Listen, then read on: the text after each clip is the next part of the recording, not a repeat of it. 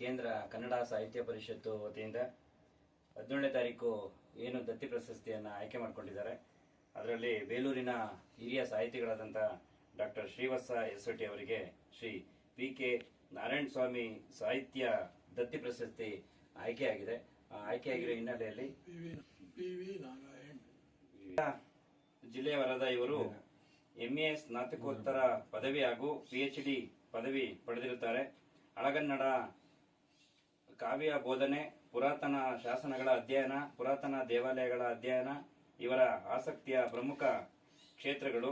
ಶ್ರೀಯುತರು ಅನೇಕ ಪುಸ್ತಕಗಳನ್ನು ಪ್ರಕಟಿಸಿದ್ದು, ಅದರಲ್ಲಿ ಅಲ್ಮಿಡಿ ಶಾಸನ ಒಂದು ಪರಿಚಯ, ಬರ ಮತ್ತು ರಣಹದ್ದುಗಳು, ಪುರಾತನ ಭಾರತೀಯ ಕಾಲಗಣನ ವಿಜ್ಞಾನಕೃತಿ, ಸಂಪದ ಮುಂತಾದವು ಇವರು ಸಾಹಿತ್ಯ ಸೇವೆಯನ್ನು ಗುರುತಿಸಿ ಅನೇಕ ಸಂಘ ಸಂಸ್ಥೆಗಳು ಪ್ರಶಸ್ತಿ ನೀಡಿ ಸನ್ಮಾನಿಸಿ ಗೌರವಿಸಿವೆ.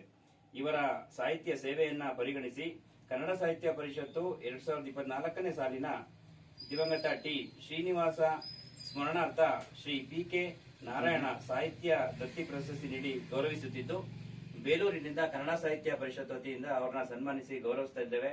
ಎಲ್ಲಾ ಸಂಘ ಸಂಸ್ಥೆಯವರು ಕೂಡ ಬೇಲೂರಿನಲ್ಲೇ ಇರತಕ್ಕಂತ ಸಾಹಿತಿಗಳನ್ನ ರಾಜ್ಯ ಮಟ್ಟದಲ್ಲಿ ಗುರುತಿಸಿರೋದ್ರಿಂದ ಎಲ್ಲರೂ ಕೂಡ ಇವ್ರನ್ನ ಸನ್ಮಾನಿಸಿ ಗೌರವಿಸೋದು ಅವರವರ ಪಾಲನೆ ಆಗಿ ಪ್ರಶಸ್ತಿಗಳು ದೊರಕಲಿ ಅಂತೇಳಿ ನಾವು ಕನ್ನಡ ಸಾಹಿತ್ಯ ಪರಿಷತ್ತಿಂದ ಕೇಳ್ತಾ ಇದ್ದೀವಿ.